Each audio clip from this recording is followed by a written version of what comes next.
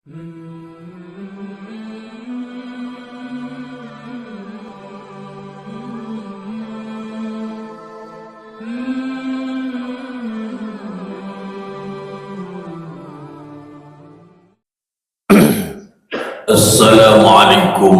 warahmatullahi wabarakatuh. Waalaikumsalam warahmatullahi wabarakatuh. Alhamdulillah wa syukrulillah wassalatu wassalamu ala rasulillah Muhammad ibn Abdillah wa la hawla wa la quwwata illa billah wa ba'd.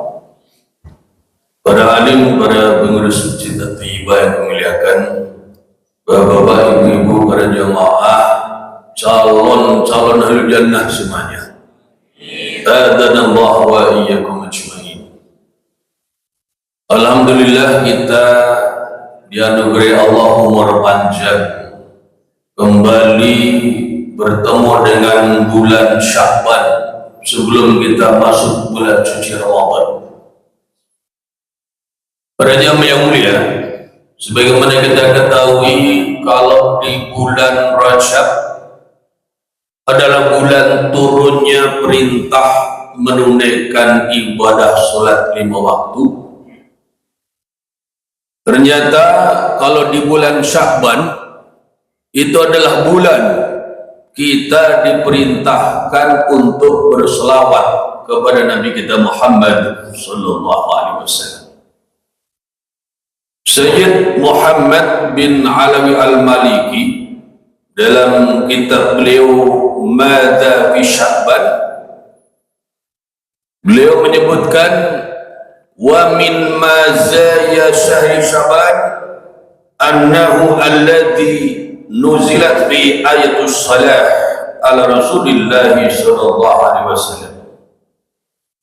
Sebagian daripada keistimewaan bulan Sya'ban adalah bahwa sesungguhnya bulan Sya'ban itu bulan diturunkannya di dalamnya ayat yang memerintahkan kita bersalawat kepada Nabi kita Muhammad sallallahu alaihi wasallam. Wa hiya qaulu ta'ala, dan yaitu adalah firman Allah Subhanahu wa taala, innallaha wa malaikatahu yusholluna 'alan nabi ya ayyuhalladzina amanu shallu 'alaihi wa sallimu taslima. Yang sering dibaca oleh para khatib biasa di khutbah yang kedua, ayat innallaha wa malaikatahu yusholluna 'alan nabi ya ayyuhalladzina amanu sallu alaihi wa sallimu taslima. Innallaha, sesungguhnya Allah, wa malaikatahu, dan malaikat Allah itu yusholluna ala nabi, senantiasa berselawat kepada Nabi. Kalau kita buka dalam tafsir Ar-Raghi, apa yang dimaksud dengan sholawatnya Allah dan malaikat kepada Nabi itu?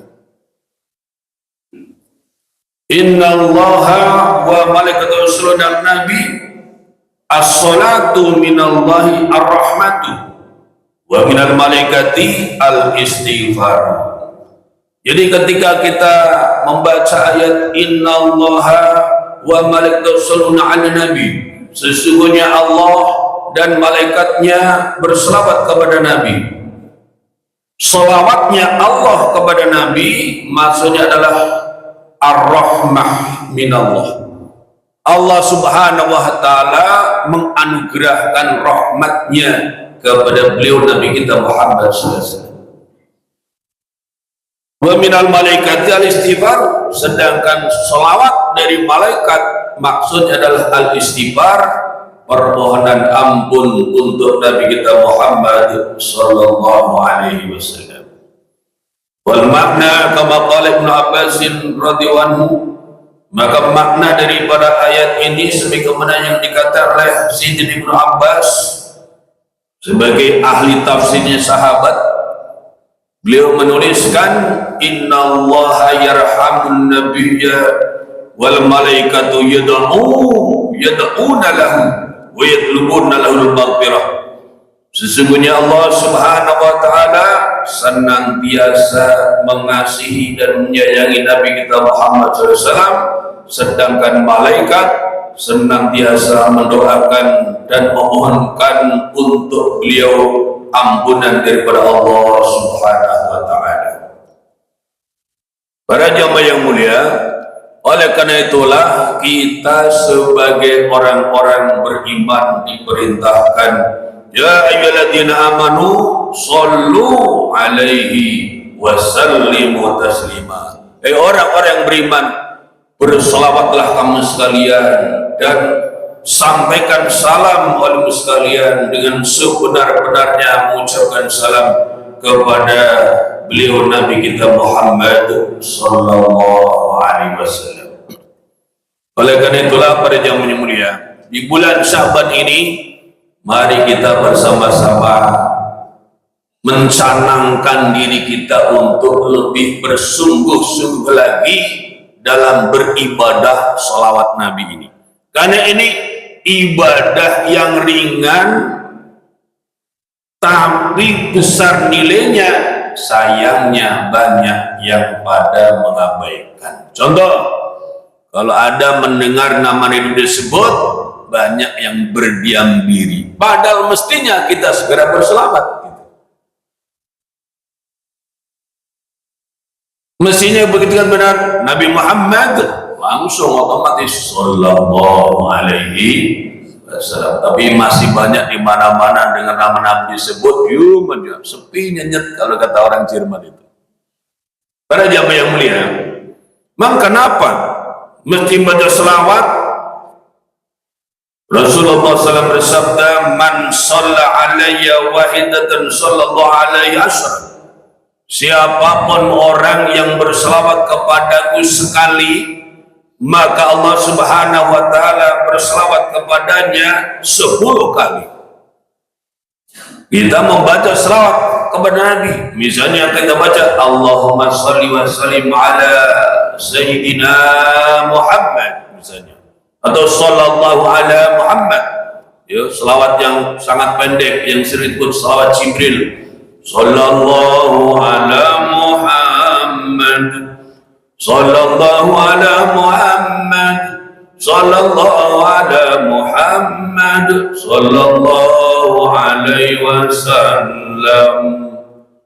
Kita membaca sallallahu ala Muhammad sekali, maka Allah memberikan kepada kita 10 sholawat. Artinya ketika kita ini berselawat kepada Nabi, Allah berikan kepada kita 10 rahmatnya. Kalau kita minta langsung, tidak tahu kapan diberinya. Namun kalau dengan cara berselawat sistemik, langsung kita mendapatkan. Karena para jemaah yang mulia, ketika kita membaca selawat, itu sesungguhnya kita ini memohonkan kepada hamba Allah yang telah disempurnakan oleh Allah dengan segala nikmatnya, termasuk rahmat dan berkahnya.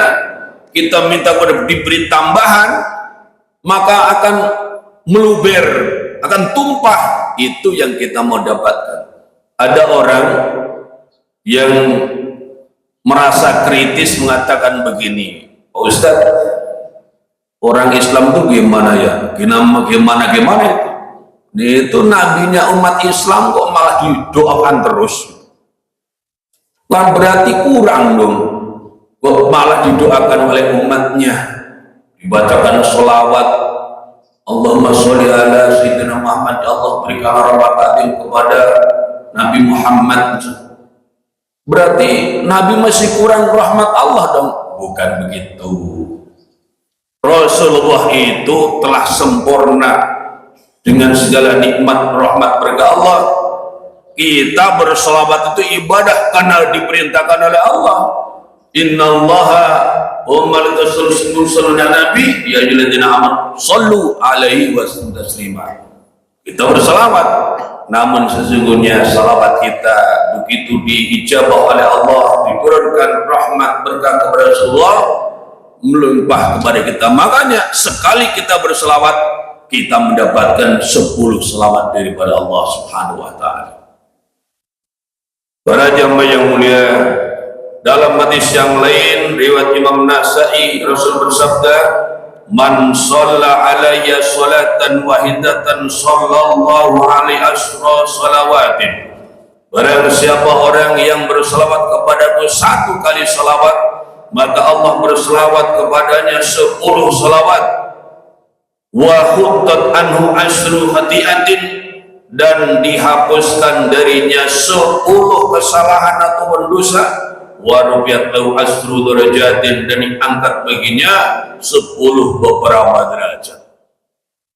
Kalau kita merasa banyak dosa, kalau kita merasa dalam hidup sering terhina, di antara amalannya baca salawat.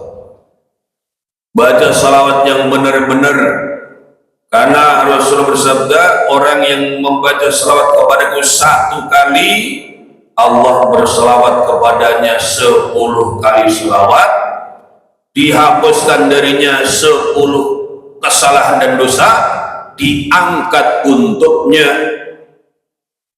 10 derajat.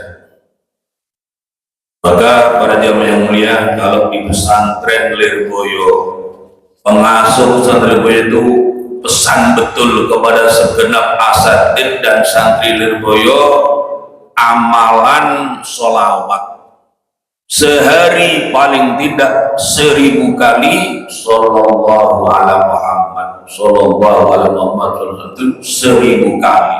Bisa sekali duduk atau cicil tiap pada sholat 200. Kalau malam Jumat 10.000 kali. Kenapa? Karena dengan berselawat sekali saja mendapatkan 10 selawatnya Allah, dihapus 10 dosa, diangkat 10 derajat. Bagaimana kalau 1000? Bayangkan tiap hari. Berarti ada apa? Ada 10.000 rahmat Allah didapatkan, ada 10.000 dosa dihapus, dan ada 10.000 derajat diangkat. Dalam hadis yang lain Imam Tabrani Rasul bersabda, man shalla alayya hina yusbihu ashran wa hina yumsi ashran adrakat usyabati. Orang yang berselawat kepadaku pada waktu pagi hari 10 kali dan pada waktu sore 10 kali, maka syafaatku akan mengenainya atau menjumpainya atau menemuinya. Para jemaah yang mulia, kita ini di hari akhir nanti kalau mau selamat, ngandelin amal, rasanya jauh banget dari selamat. Andalan kita ini kalau mau selamat, syafaat Nabi kita Muhammad sallallahu alaihi wasallam. Kalau ngandelin amal-amal apa yang kita mau andalkan? Syahadat kita kalau diuji kadang-kadang tidak lulus, masih penuh keraguan. Syahadat itu kalau orang mengucapkan kalimat asyhadu an la ilaha illallah wa asyhadu anna muhammadar rasulullah, artinya dia keyakinannya bahwa tidak ada Tuhan selain Allah dan tidak bahwa sesungguhnya beliau adalah utusan Allah, itu 100% 24 karat. Tidak ada keraguan gitu. Ibarat tidak perlu dalil lagi. Sebab apa? Menyaksikan gitu loh. Asyhadu itu artinya menyaksikan. Dulu kalau zaman Al-Fakir di pondok ngaji dengan Syekh Kihul Bisri, memaknai asyhadu aku roh dewe gitu. Saya melihat sendiri gitu, bukan kata siapa-siapa gitu. Kalau orang mengatakan asyhadu, saya bersaksi, saya menyaksikan sendiri, saya lihat sendiri, saya dengar sendiri, saya pegang sendiri, saya rasakan sendiri. saya alami sendiri, gitu kira-kira. Maka tidak ada keraguan tentang Allah sebagai Tuhan yang wajib kita sembah, tentang Nabi Muhammad utusan Allah. Apa iya begitu kita sudah sampai tataran tidak ada keraguan sedikit pun.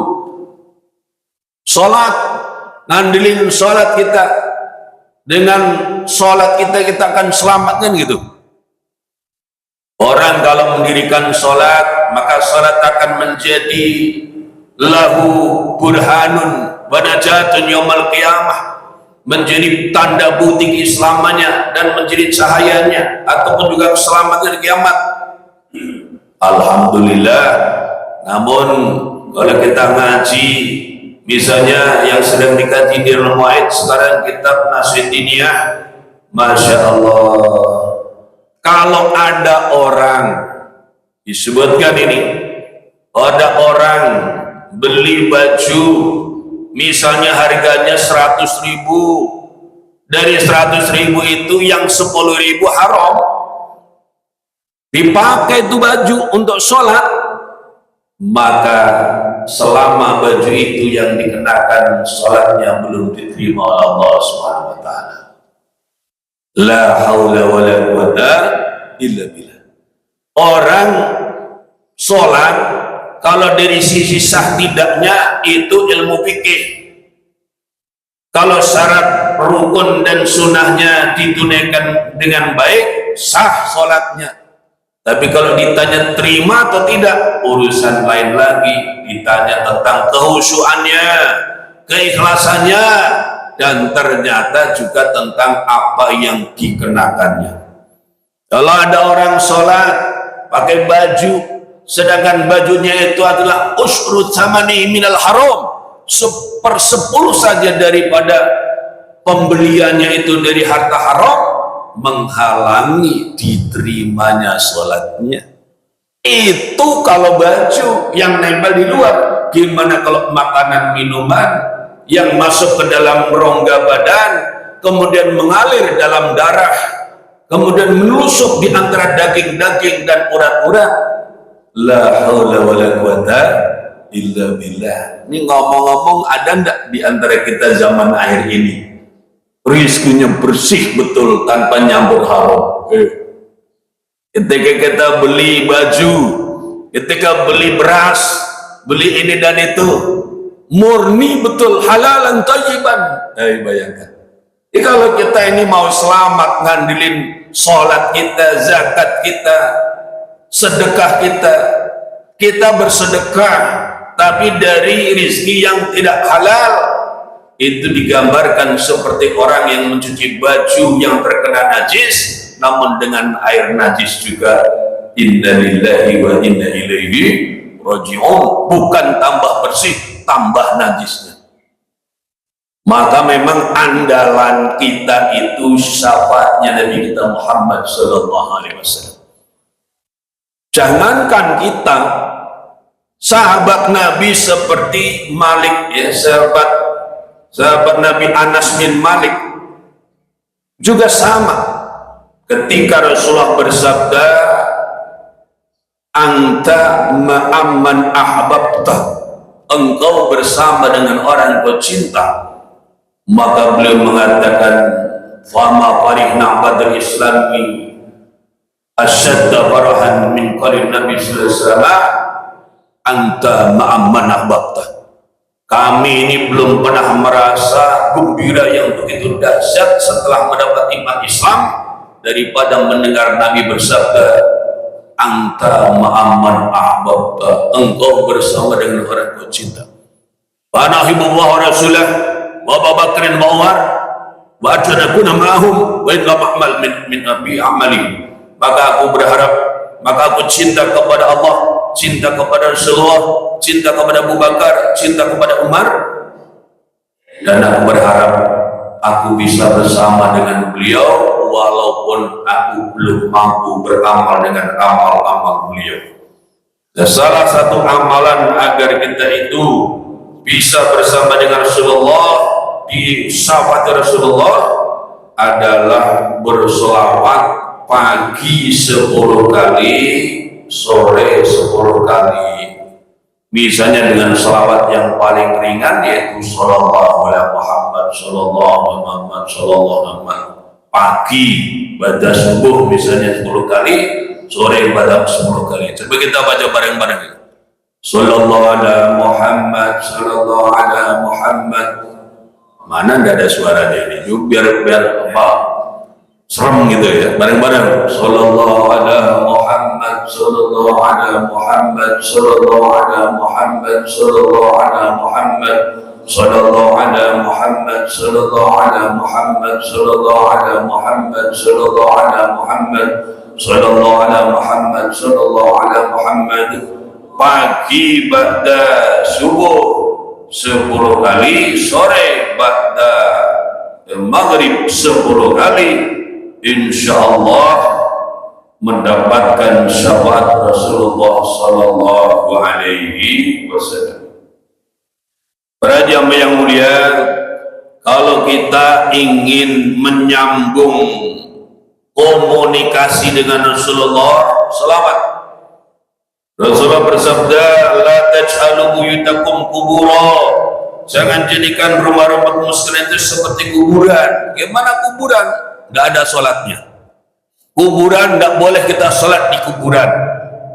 Ngadep kuburan, di dalam kuburan nggak boleh sholat. Nah kalau ada rumah nggak ada sholatnya, itu rumah kayak kuburan. Namun yang dimaksud sholat sunnah wabil khusus ya. Kalau sholat fardu di masjid. Nah, wala taj'alu qabri aidan, dan jangan jadikan kubur itu sebagai hari raya. Maksudnya kuburan Rasul jadikan tempat untuk melakukan perayaan-perayaan. Wa sallu alayya, dan berselawat muslim kepadaku. Wa inna salatakum tablughuni haitsu kuntum, karena sesungguhnya salawat kamu sekalian sampai kepadamu dimanapun saja adanya kamu sekalian. Kita di Sreng-Seng, di Masjid At-Thayyibah tadi berselawat, salawat kita sampai kepada Rasulullah sallallahu alaihi wasallam. Jadi kalau kita ingin nih sebagai umat nanti ketika kita menjumpai Rasulullah langsung, oh sampean ya yang tinggalnya di Sreng-Seng kan gitu, yang jamaah di Masjid At-Thayyibah. Rasulullah tahu sering sekali sampai selawatnya, gitu loh. Jangan sampai jadi orang nanti di hari kiamat tiba-tiba datang ngaku-ngaku umatnya Rasulullah minta disyafaati, sementara Rasulullah siapa ini? Kok enggak pernah saya dulu menerima sholawat yang dia bacakan? Kenapa sholawat kita bisa sampai kepada Rasulullah? Hadis riwayat Imam Nasai dan Hakim, inna lillahi malaikatan sayyahina yuballighunani. Inna lillahi malaikatan sayyahina yuballighunani min ummatis salam. Sesungguhnya Allah Subhanahu wa ta'ala itu memiliki malaikat yang tugasnya itu jalan-jalan terus, keliling-keliling terus mengitari dunia ini, yang mereka itu akan menyampaikan salam dari umatku. Jadi ketika kita membaca salam assalamu alayka ayyuhan nabiyyu wa rahmatullahi wa barakatuh, salam kita ini dibawa oleh malaikat sayyahin sampai kepada Rasulullah sallallahu alaihi wasallam. Ya Rasul, ada salam dari umatmu di Sreng-Seng misalnya, yang lagi pada ngaji di Masjid Thayyibah nunggu suruh, maka salam kita diterima Rasulullah sallallahu alaihi wasallam, dan salam itu kemudian dijawab oleh Rasulullah sallallahu alaihi wasallam. Ma min ahadin yusallimu alayya illa raddallahu alayya ruhi hatta arudda alaihi salam.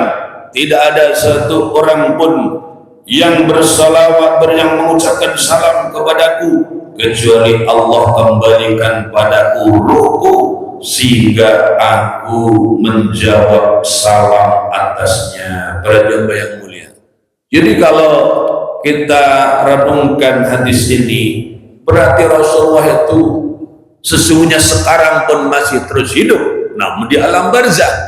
Sebab apa? Tiap ada umatnya mengucap salam, menyampaikan salam, assalamualaikum ya Rasulullah, atau assalamualaikum ya Nabi rahmatullah, maka ruh Rasul dikembalikan lagi, kemudian belum jawab waalaikumsalam, waalaikumsalam, dan sebagainya. Para jamaah yang mulia, itu diantara keistimewaan ataupun fadilah amalan sholawat Nabi yang diberitakan di dalam Al-Quran Karim surat Al-Ahzab 56. Lalu kapan paling tidak kita ini berselawat kepada Nabi? Yang pertama adalah hari Jumat. Rasulullah bersabda, aktiru alayya minas salati fi kulli yaumi jum'ah, Aina salata ummati tu'radu alayya fi kulli yaumi jum'ah. Perbanyaklah oleh sekalian berselawat kepadaku di setiap hari Jumat, karena sesungguhnya solawat umatku akan dihadapkan kepadaku di dalam setiap hari Jumat. Jadi kalau dari sepekan ya, mulai Ahad, Senin, seterusnya sampai Sabtu, 7 hari itu kita selawatnya hanya beberapa kali. Di hari Jumat malam ataupun siangnya perbanyak, karena hari Jumat salawat umat Islam dihadapkan, dilaporkan kepada Nabi kita Muhammad sallallahu alaihi wasallam. Rasulullah bersabda, "Faman kana aktsaruhum alayya salatan kana aqrabahum minni manzilatan." Siapapun orang yang paling banyak salawat mereka kepadaku, maka adalah ia orang yang paling dekat kepadaku kedudukannya. Ini kita sama-sama orang serengseng, mau dekat-dekatan dengan Rasulullah, maka jadilah orang yang paling banyak baca selawatnya. Maka kalau perlu kita cari informasi nih, ngomong-ngomong tetangga kita berapa kali baca selawat, kita lebih banyak lagi, itu mesin. Kalau kita ingin dekat dengan Rasulullah, harus yang paling banyak baca selawatnya kepada Rasulullah SAW. Dan itu tidak perlu modal apa-apa kecuali mau. Maka memang betul-betul Rasul bersabda, kullu ummati yadkhulunal jannah illa man aba. Semua umatku akan masuk surga kecuali tidak mau. Kalau mau aja masuk. Contoh, kita ingin dekat dengan Rasulullah, baca selawat Nabi, tinggal baca, udah.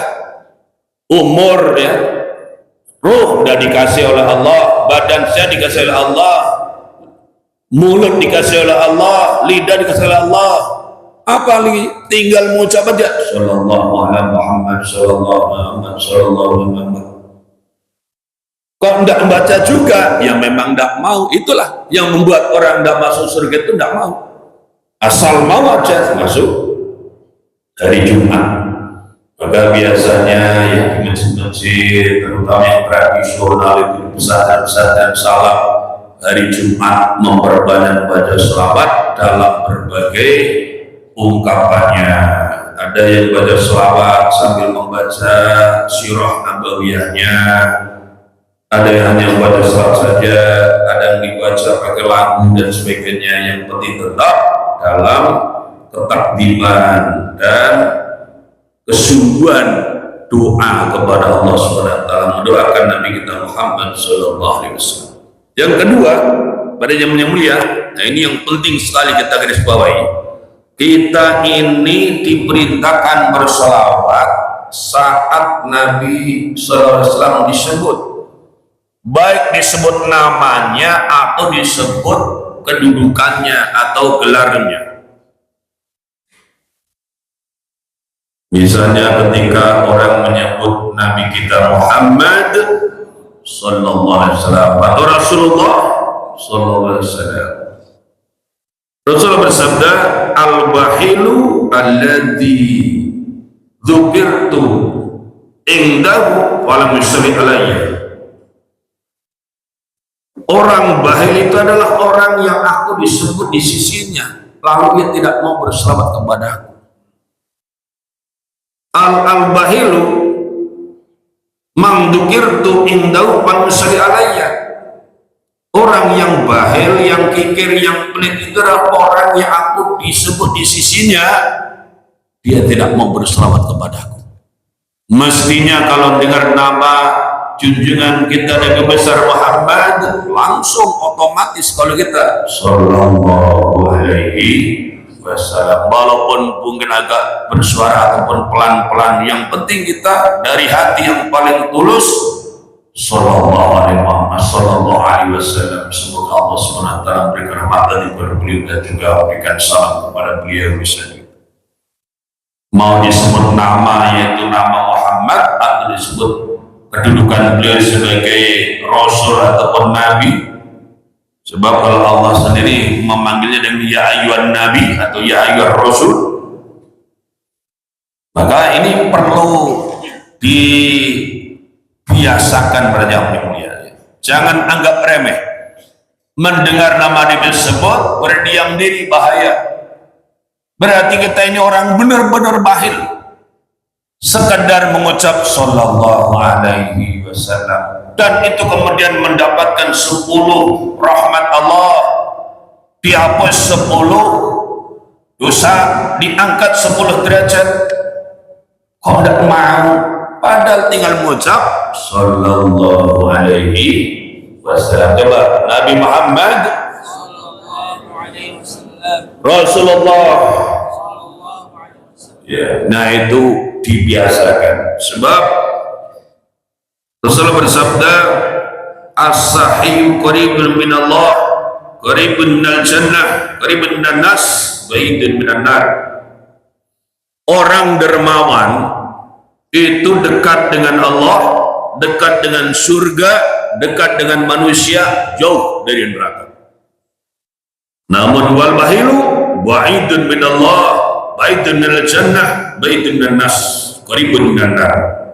Sedangkan orang yang bakhil, ia jauh dari Allah, jauh dari surga, jauh dari manusia, dekat dengan neraka. Dan orang yang baik itu di antara tanda-tandanya bakhil, pelit, berselawat ketika nama Nabi atau gelarnya Nabi disebutkan di dekatnya, terdengar oleh telinganya, atau orangnya disaksikan oleh penglihatan. Maka perlu kita riadohkan, kita latihkan pada diri kita untuk punya refleks, ya, punya istilahnya sikap ataupun respon yang merupakan sesuatu yang sifatnya itu latah gitu. Latahnya itu latah berselawat gitu. Dan ada orang latah macam-macam. Kalau kita latahnya begitu mendengar nama Nabi disebut sallallahu alaihi wasallam, sallallahu alaihi wasallam, atau sejenis selawat seperti orang-orang tua zaman dulu atau para masyayikh zaman dulu, ada yang latahnya baca tahlil. Oleh guru kami Kiai Misri, dikit-dikit la ilaha illallah, la ilaha illallah, agak la ilaha illallah, la ilaha illallah. Nah, kita kalau dengar nama Nabi otomatis sallallahu alaihi wasallam. Para jamaah yang mulia, sampai-sampai Rasul bersabda, wal jahilu sahih ahabu ilallahi azza wa jalla min alimin bahil. Orang yang jahil, yang dermawan, itu lebih dicintai Allah azza wa jalla daripada orang yang alim tapi pelit. Di antaranya adalah pelit membaca salawat kepada Nabi kita Muhammad Sallallahu Alaihi Wasallam. Para jamaah yang mulia, sampai-sampai Rasulullah mengajarkan kepada kita doa. Ini hadis Imam Bukhari, agar kita ini dijauhkan dari kebahilan. Karena kalau udah bahil bahaya. Orang bahil itu jauh dari Allah, jauh dari surga, jauh dari manusia, dekat dengan neraka. Bahil macam-macam. Ada misalnya yang tadi bahil materi, bahil lisannya berselawat, atau kadang bahil waktu tenaga. Misalnya apa? Nih seperti kita ini orang dermawan, alhamdulillah.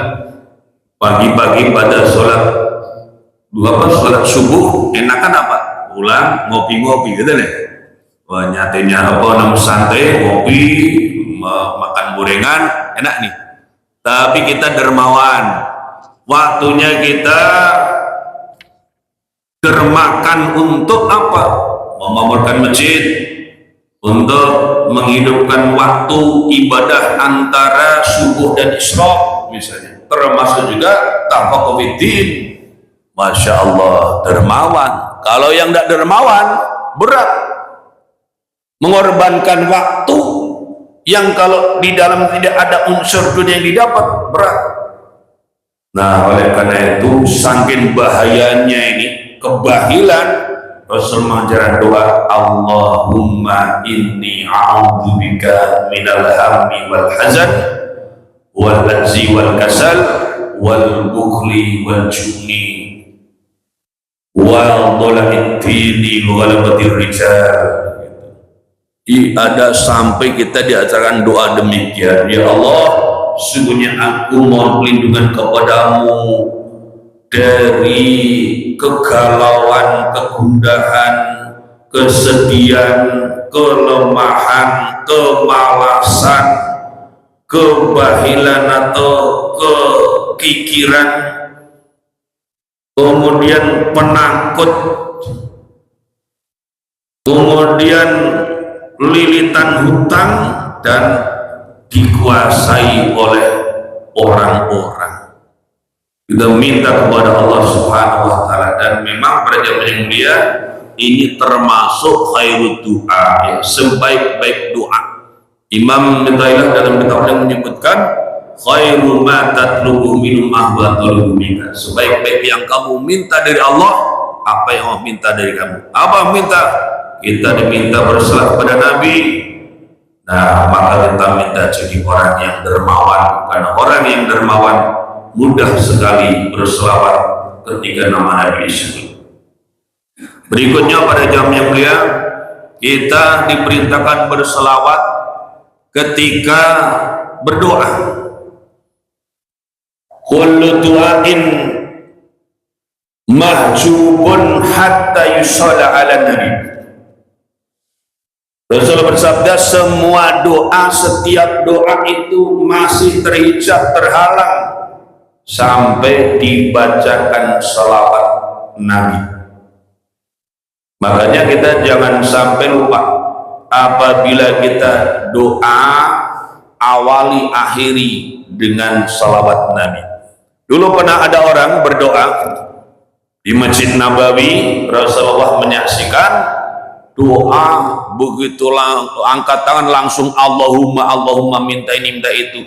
Ditegur oleh Rasulullah SAW, ini orang tergesa-gesa doanya. Maka beliau memberikan arahan, idza salahadukum, maksudnya da'adukum falyabda bitahmidillahi wa tani alaihi. Apabila terang kamu sekalian itu berdoa, mulailah dengan memuji Allah dan menyanjung Allah, mengucap tahmid alhamdulillah atau wasyukurillah. Nabi tanya, kemudian tumal usalli ala nabi, kemudian bersalawat kepada Nabi sallallahu alaihi wasallam. Tumal yatu ba'du bimasya. Setelah itu baru kemudian doa minta apa yang dikehendakinya. Jadi para jamaah yang mulia, maka kita kalau baca teks doa yang disusun para ulama, maka kita temukan tuh depannya diawali dengan tahmid alhamdulillah sebagai afdhalud doa, kemudian lanjut selawat, baru kemudian istighfar dan doa-doa yang kita minta pun nanti akhirnya dengan demikian. Diakhiri juga dengan selawat dan dengan tahmid. Itu memang adabnya orang berdoa. Kapan lagi kita diperintahkan untuk salawat atau salam? Ketika masuk masjid dan keluar masjid. Ini ada riwayat hadis yang jarang-jarang kita temukan dari Sayyidah Fatimah. Sayyidah Fatimah Rasulullah beliau mengatakan, Rasulullah itu apabila masuk masjid, beliau membaca Bismillahi wassalamu ala Rasulillah, Allahumma ghfirli dhunubi waftah li abwaaba rahmatik. Coba kita baca bareng-bareng. Bismillahirrahmanirrahim. Bismillahi wassalamu ala Rasulillah, Allahumma ghfirli dhunubi waftah li abwaaba rahmatik. Doa masuk masjid yang itu juga ditulis biasanya di buku-buku doa sama Haji Umrah, yaitu masuk masjid Bismillahi wassalamu ala Rasulillah, dengan asma Allah, salam untuk Rasulullah sallallahu alaihi wasallam, Allahumma ghfirli dhunubi, ya Allah ampuni dosa-dosaku, waftah li abwaaba rahmatik, bukalah untukku pintu-pintu rahmatmu. Nah, kalau keluar masjid, Rasulullah keluar masjid, bacaannya hampir sama, ujungnya yang beda. Bismillahirrahmanirrahim wassalamu ala Rasulillah, Allahumma ghfirli dhunubi waftah li abwaaba fadlik. Jadi kalau keluar masjid kita minta, ya Allah bukalah untukku pintu-pintu anugerah. Kemudian kapan lagi kita diperintahkan untuk baca selawat? Sesudah adzan, ketika kita hendak berdoa sesudah adzan juga diawali dengan membaca selawat. Kemudian kapan lagi ketika kita tasyahud kita baca salam dan kemudian juga baca selawat. Makanya mari kita bersama-sama baca tasyahud. At-tahiyyatul mubarakatus sholawatut thayyibatu lillah. Lanjut. Assalamu alayka ayyuhan nabiyyu wa rahmatullahi wa barakatuh. Para jamaah yang mulia, para ulama atau wali terdahulu kalau membaca salam ini dalam tasyahud ini, setelah tahiyat kemudian assalamu alayka ayyuhan nabiyyu wa rahmatullahi wa barakatuh, kadang ada yang sampai diulang-ulang. Kenapa diulang-ulang? Sampai benar-benar merasakan dijawab oleh Rasulullah. Assalamu alayka ayyuhan nabiyyu, salam untukmu wahai Nabi. Seakan Nabi di depannya, walaupun Nabi di sana di makamnya di Masjid Nabawi, tapi dari sering kita mengucap assalamu alayka ayyuhan nabi, seakan Nabi di hadapannya, dan ia baru lanjut bacanya setelah mendapatkan jawaban waalaikumsalam atau waalaikumsalam warahmatullahi wabarakatuh. Nanti setelah itu di ujungnya setelah tasyahud baca selawat. Kalau di tasyahud awal Allahumma sholli ala Muhammad atau Allahumma sholli ala Muhammad, nanti baru pada tasyahud akhir komplit baca sholawat Ibrahimiyah sampai akhir. Terakhir para jemaah yang mulia, yang kita bisa sampaikan di sini adalah kita juga diperintahkan membaca sholawat bila kita berkumpul dalam majlis. Mau itu majlis di masjid, musola, pesantren maupun di rumah. Itulah makanya kalau kita perhatikan kaum muslimin kumpul biasanya akan diisi dengan agenda-agenda acara baca Quran, baca selawat. Memang itu perintah. Rasulullah bersabda, hadis Imam Tirmidzi, "Ma jalasa qaumun majlisan lam yadhkurullah bihi ولم يصلوا على نبيهم إلا كان عليهم قرة فإن شاء عذبهم وإن شاء غفر لهم. Tidaklah berduduk dalam satu majlis satu kaum yang mereka tidak berzikir kepada Allah di dalamnya, tidak berselawat kepada Nabi mereka, kecuali adalah majlis itu menjadi kerugian dan penyesalan atas mereka. Dan jika Allah menghendaki, Allah akan mengangkat mereka, ataupun jika Allah menghendaki, Allah mengampuni mereka. Maka tiap kumpul, mau kumpul keluarga, apalagi kumpul masyarakat, umat, jangan lupa di dalamnya ada zikir, ada baca Qur'annya, ada baca salawatnya, walaupun yang singkat ataupun sederhana. Insya Allah majlis kita ini dirahmati Allah SWT. Kita dari tadi kumpul di sini, insya Allah Rasulullah bersabda, majtama qaumun fi baitin min buyutillahi ta'ala yatluna kitab Allah wa yatadarasuna bainahum illa nazalat sakinah wa yasdum rahmah wa malaikah wa tanwikum man indah. Tidaklah berkumpul satu kaum di satu rumah di rumah Allah SWT, ini diantaranya rumah Allah, Masjid Taibah. Lalu mereka membaca kitab Allah, kita baca di sini tadi surat Al-Ahzab ayat 56. Kemudian kita tadarusi, kita kaji isinya, maka tidaklah orang melakukan ini semua kecuali turun kepada mereka sakinah. Allah turunkan kepada mereka rahmat, Allah turunkan kepada mereka sakinah, dan malaikat mengelilingi mereka. Insya Allah kita dikelilingi malaikat dan nama kita disebut oleh Allah di makhluk atau hamba-hamba di sisinya di langit di hadapan Allah Subhanahu wa Ta'ala. Semoga kita termasuk orang-orang beruntung yang ahli salawat. Amin ya rabbal alamin. Mohon maaf atas nama berkenan. Waalaikumsalam warahmatullahi wabarakatuh.